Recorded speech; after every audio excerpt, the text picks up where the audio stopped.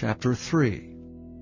Now the serpent was more subtle than any beast of the field which the Lord God had made.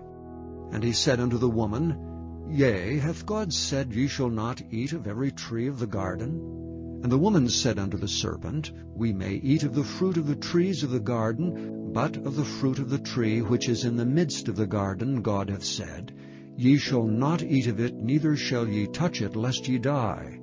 And the serpent said unto the woman, Ye shall not surely die, for God doth know that in the day ye eat thereof, then your eyes shall be opened, and ye shall be as gods, knowing good and evil.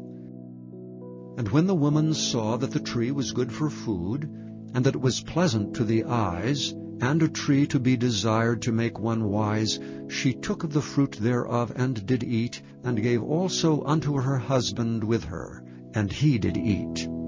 And the eyes of them both were opened, and they knew that they were naked, and they sewed fig leaves together, and made themselves aprons. And they heard the voice of the Lord God walking in the garden in the cool of the day, and Adam and his wife hid themselves from the presence of the Lord God amongst the trees of the garden. And the Lord God called unto Adam, and said unto him, Where art thou? And he said, I heard thy voice in the garden, and I was afraid, because I was naked, and I hid myself. And he said, Who told thee that thou wast naked? Hast thou eaten of the tree whereof I commanded thee that thou shouldst not eat? And the man said, The woman whom thou gavest to be with me, she gave me of the tree, and I did eat. And the Lord God said unto the woman, What is this that thou hast done? And the woman said, The serpent beguiled me, and I did eat. And the Lord God said unto the serpent, Because thou hast done this, thou art cursed above all cattle, and above every beast of the field. Upon thy belly shalt thou go, and dust shalt thou eat all the days of thy life. And I will put enmity between thee and the woman, and between thy seed and her seed. It shall bruise thy head, and thou shalt bruise his heel.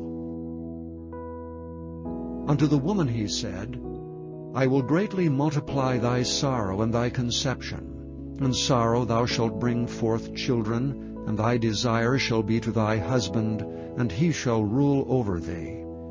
And unto Adam he said, Because thou hast hearkened unto the voice of thy wife, and hast eaten of the tree of which I commanded thee, saying, Thou shalt not eat of it. Cursed is the ground for thy sake. In sorrow shalt thou eat of it all the days of thy life. Thorns also and thistles shall it bring forth to thee, and thou shalt eat the herb of the field. In the sweat of thy face shalt thou eat bread, till thou return unto the ground. For out of it wast thou taken, for dust thou art, and unto dust shalt thou return. And Adam called his wife's name Eve, because she was the mother of all living. Unto Adam also and to his wife did the Lord God make coats of skins, and clothe them. And the Lord God said, Behold, the man is become as one of us, to know good and evil. And now, lest he put forth his hand, and take also of the tree of life, and eat and live forever, therefore the Lord God sent him forth from the Garden of Eden, to till the ground from whence he was taken. So he drove out the man, and he placed at the east of the Garden of Eden cherubims with a flaming sword, which turned every way to keep the way of the tree of life.